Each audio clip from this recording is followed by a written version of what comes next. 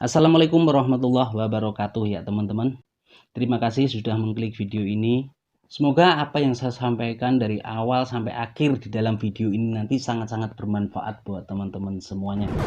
Dan pada video kali ini saya ingin membahas dua keajaiban yang terjadi pada saat terjadi bencana di Indonesia. Dan salah satunya adalah keajaiban yang terjadi pada saat erupsi Gunung Semeru terbaru pada tanggal 4 Desember tahun ini. Namun saya sebelum lanjut membahas, di sini saya ingin flashback ke belakang tentang sebuah kejadian, yaitu sebuah gempa bumi yang terjadi pada tanggal 28 September tahun 2018, tepatnya di Palu Donggala. Mungkin sampai sini teman-teman sudah mulai ingat, di dalam bencana tersebut Allah juga menyelipkan satu keajaiban yang terjadi di antara bencana atau tsunami yang terjadi di Palu. Saat terjadinya peristiwa bencana alam hebat di kota Palu tersebut, ini boleh dibilang 3 in 1. Karena apa? Karena di situ terjadi 3 kejadian sekaligus. Yang pertama gempa, yang kedua tsunami, yang ketiga adalah likuifasi. Kalau teman-teman belum tahu, likuifasi adalah pergeseran tanah. Dan ini semua terjadi di tanggal 28 September 2018. Keajaiban apakah yang terjadi pada saat gempa di Palu tersebut? Tentu saja yang saya maksud ini adalah salah satu rumah warga Palu atau tepatnya Desa Jono Uge yang selamat dari bencana besar tersebut. Dan rumah ini adalah rumah satu-satunya yang selamat. Yang membuat rumah ini fenomenal adalah pada saat kejadian bencana tersebut, rumah ini sama sekali tidak bergeser dan tidak amblas. Padahal di kanan kirinya ini semuanya bergeser dan hilang, ditenggelamkan ke dalam tanah. Dan untuk lebih jelasnya di sini langsung saja kita masuk ke Google Map untuk melihat kondisi rumah genting merah itu sebelum bencana di Palu ya teman-teman. Inilah rumah yang dimaksud ya. Ini adalah rumah genting merah yang menjadi satu-satunya rumah yang selamat dari bencana alam di Palu. Seperti yang kita lihat pada video ini, pada gambar ini, di deretan jalan ini berderet rumah-rumah besar. Bahkan diberitakan di sini banyak sekali atau mungkin boleh dibilang ratusan rumah ya teman-teman di Desa Jono Uge ini. Hanya saja yang lainnya ini oleh Allah langsung ditenggelamkan ke tanah dan hanya tersisa satu rumah, yaitu rumah yang bergenting merah ini. Termasuk ini rumah yang bergenting biru. Pada saat kejadian rumah ini juga sudah hancur. Ini tadi adalah tampilan sebelum terjadi bencana alam di Palu tersebut, tepatnya di Donggala. Selanjutnya kita akan melihat video pada saat bencana alam tersebut terjadi. Ini semua saya tampilkan biar teman-teman dapat mengambil pelajaran dari semua hal yang terjadi di bencana ini. Ini adalah videonya Firman SR. Ya Allah, itu kan kelihatan banget tanahnya jalan.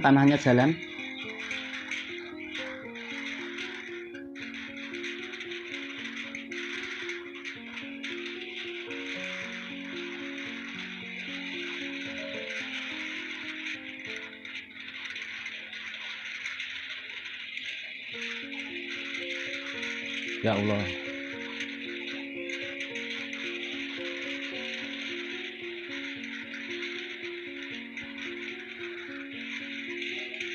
Ini direkam oleh salah satu warga yang saat itu di atas atap rumah ya teman-teman.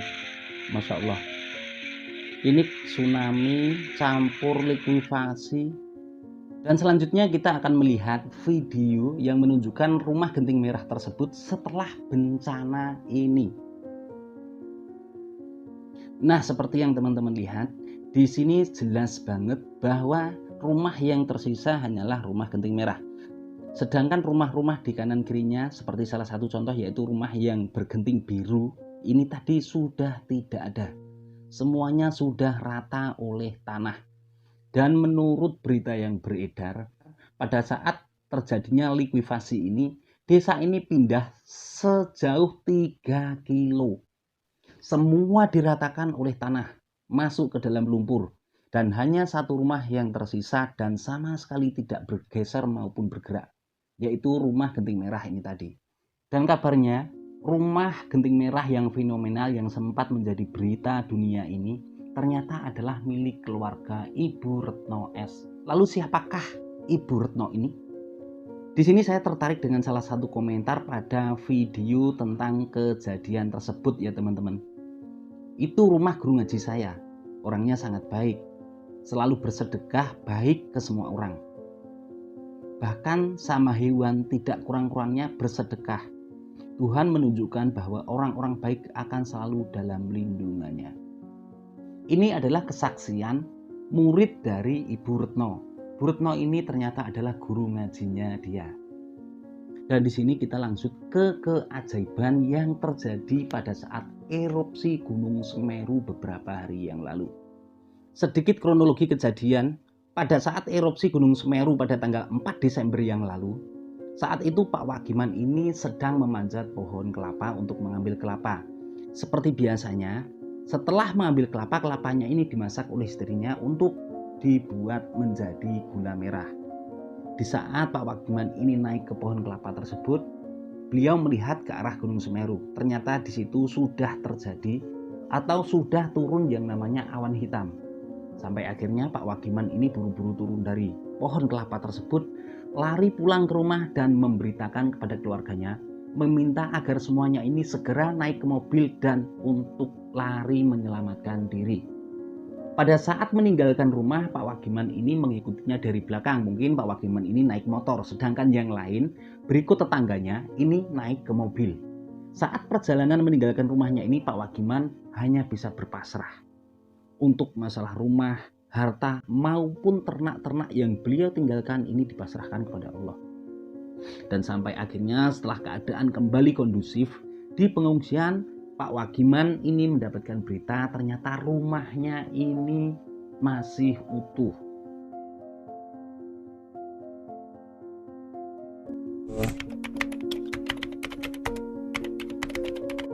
Oh, datarannya kalau dari yang di barat jalan ya sama.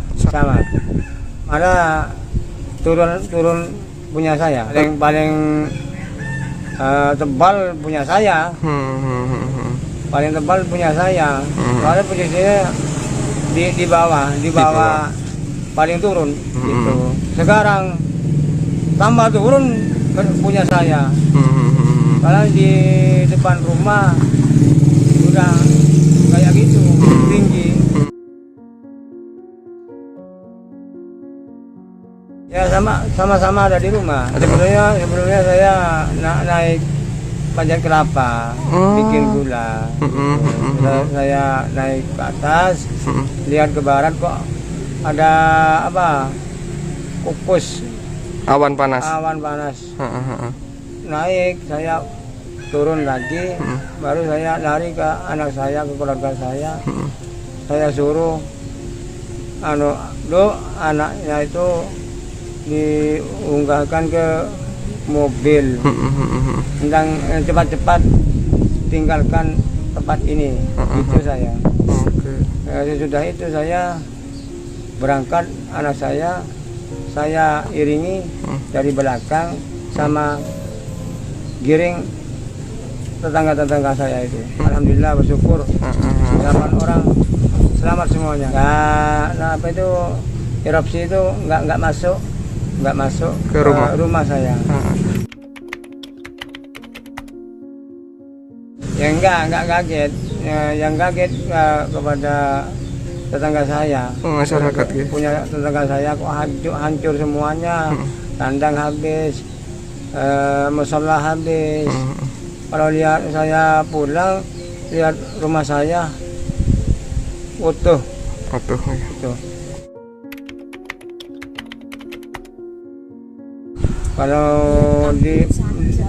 Kalau diperbaikan dari tanggul, ya saya kembali lagi ke sana.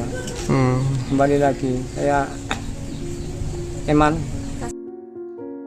Karena saya itu bikin rumah itu bukan dapat dari tambang pasir. Saya hasil keringat saya sendiri.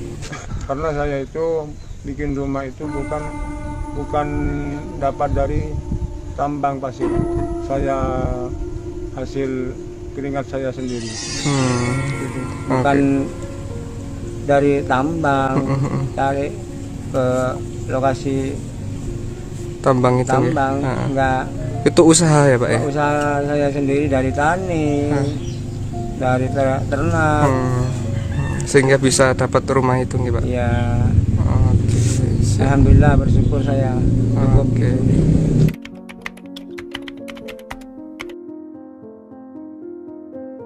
Kalau sudah disedekahkan jangan diungkit-ungkit lagi. Oke. Sama ada pemukiman di barat gunung sana, katanya sudah diwakafkan, kok diungkit lagi sama anak cucunya. Ini itu yang nggak benar tuh. Ya amalan saya itu pertama ya sholat lah 5 waktu. Ya, gitu. Yang rajin lah. Oke. Cuman ya lagi bersedekah lah. Kalau bersedekah jangan ingat ya Artinya ikhlas gitu. luar dalam yang baik lah. Ya sama tetangga. Itu baik sama tetangga saudara gitu. Oke, berhubungan baik Pak nggih. Ya, iya. Yang banyak beramal gitu. Sesudah itu ya pokok bersedekah lah yang banyak-banyak. Oke. Apa yang dibutuhkan sama tetangga. Ya kata tetangga saya beli, saya dikasih uang, nggak mau saya. Ambil aja kalau mau gitu saya. Kalau beli saya nggak ambil uang, nggak mau, jangan dibeli, ambillah. Ya, itulah tadi teman-teman 2 keajaiban yang terjadi pada saat ada bencana di Indonesia. Dari kedua tayangan ini tadi tentu terselip sebuah pertanyaan. Kenapa Tuhan menyelipkan sebuah keajaiban dalam setiap kejadian-kejadian besar di Indonesia ini? Seperti pada saat bencana di Palu, Allah menyisakan satu rumah milik Ibu Retno, yang setelah diketahui Ibu Retno ini ternyata adalah guru ngaji, dan beliau ini sangat baik kepada tetangga-tetangganya. Untuk keajaiban yang kedua yaitu terjadi di Gunung Semeru, yang mana rumahnya Pak Wagiman ini selamat dari erupsi. Padahal rumah-rumah tetangganya ini semuanya hampir tenggelam oleh abu vulkanik dan hanya terlihat gentingnya saja. Namun kenyataannya Allah berkehendak lain. Rumah Pak Wagiman ini sama sekali tidak tersentuh. Bahkan halamannya saja tidak kemasukan abu. Dari kedua kejadian ini tentu teman-teman sudah dapat menerka ya. Seperti kesaksian oleh murid ngajinya Ibu Retno, berikut kesaksian dari Bapak Wagiman yang baru saja ini tadi. Tentu saja tujuan Allah hanyalah satu, agar kita yang masih hidup, agar kita yang masih selamat, ini dapat mengambil pelajaran dari apa yang sudah ditunjukkan secara langsung oleh Allah kepada kita. Tinggal mampukah kita menerka dari apa yang kita lihat, apa yang ditunjukkan oleh Allah itu. Ya, saya rasa ngaji Roso untuk hari ini cukup sekian. Selebihnya saya mohon maaf apabila dari tayangan-tayangan ini tadi ada yang salah dan kurang berkenan. Sekali lagi harapan saya adalah semoga apa yang saya sampaikan ini tadi sangat-sangat bermanfaat buat teman-teman. Akhir kata, terima kasih dan wassalamualaikum warahmatullahi wabarakatuh.